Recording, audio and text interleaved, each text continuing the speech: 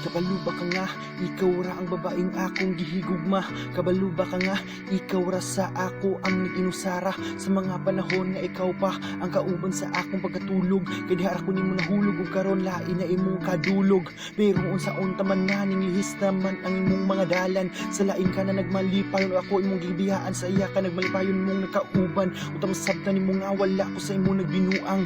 Ikaw ra jud ang babaeng sulod ni ining akong dughan. Unta makbubuon ako sa tanan natong mga kagahapon, ug ako na lang lakangon ang tanan natong mga kagahapon nga nangagi natong duha. Ikaw ra man jud ang babaeng nag-inusara ug wala nay lain pa. Nakabalo maka na diba kung ako na lang kalimtan ang tanan natong mga kaagi, kay wala na may rason nga ikaw pa akong higugmaon. Bahalag sakit, bahalag pait akong kayanon para makamove on. Salamat sa tanang mga pag-atiman bisan dili kita sa katapusan.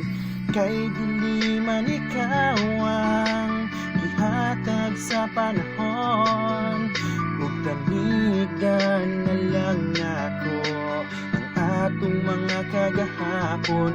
Bisan og sakit man sa ako,